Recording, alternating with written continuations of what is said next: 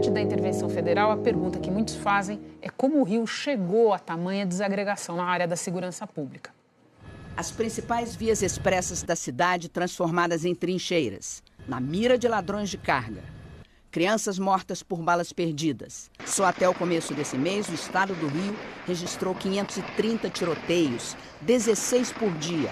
A conta é do aplicativo Onde Tem Tiroteio. Hoje, mais de 1000 favelas no estado são dominadas pelo tráfico ou pela milícia.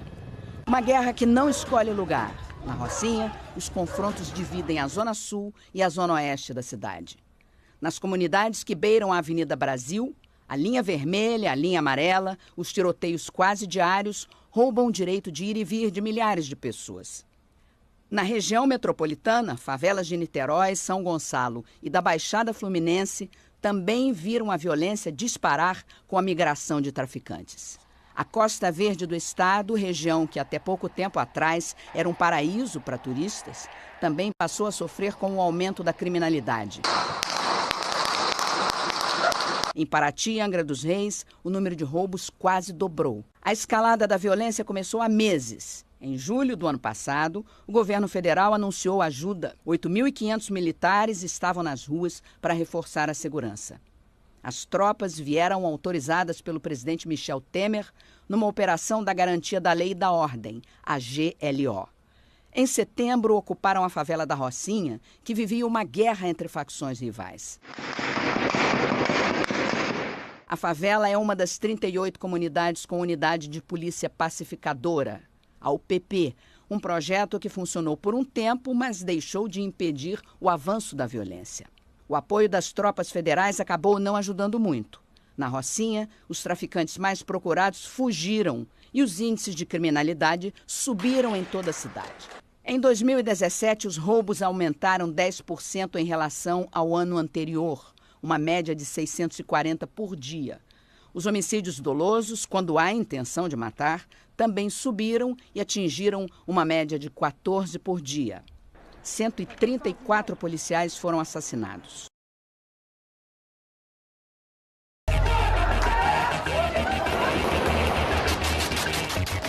As estatísticas mostram que no passado o Rio já teve mais assassinatos, por exemplo. Mas na era das redes sociais, as cenas de terror se multiplicam. Os bandidos se exibem como se não houvesse lei. Têm armas que antes não tinham. Enfrentam uma polícia sucateada, debocham de um governo sem dinheiro e matam qualquer um, bebê, grávida, policial. You can't hear me say with your head in the sand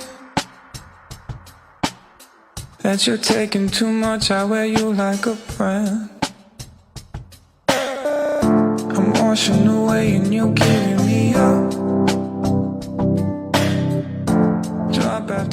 Os caras entram lá, saem entrando na casa de quem quiser, entendeu? Sem mandato, sem porcaria nenhuma. Eles literalmente fazem o que quer dentro da favela. Acorda com a polícia batendo na porta, se ninguém atender, eles arrombam a porta. Se sua casa não for aquela casa padrão, se for tipo assim uma casa humilde, sabe? Eles entram na sua casa, começam a te esculachar, ainda mais se for preto, sabe? Se você estiver andando descalço na rua, brincando, não tem essa. Caveirão entra na favela correndo, não quer saber se tem criança, se tem animal, se tem pessoas na rua, não querem saber. A gente vive numa tática de guerra.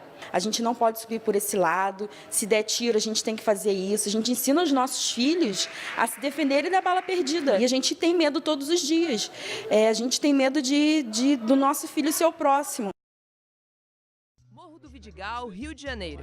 É aqui que vive uma revelação da literatura brasileira, o jovem Giovanni Martins. Sua vida aqui no Vidigal também serve de inspiração para os seus livros, assim? Como é que funciona? Eu acho que os meus temas, os assuntos que eu pretendo tratar, eles nascem muito na rua, né? De coisas que acontecem na rua, com as pessoas. Muitos personagens seus saíram daqui? Como é que foi? Alguns personagens desse livro saíram daqui. No Sol na Cabeça, por exemplo, o Sextou, o personagem mora aqui. Tem personagens que saíram da Rocinha, alguns que saíram de Manguinhos, favelas ali da zona norte e zona oeste do Rio também. Essa aqui é a minha máquina de escrever.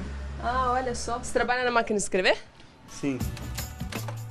O único livro de Giovanni, O Sol na Cabeça, foi lançado em março e já foi vendido para 9 países.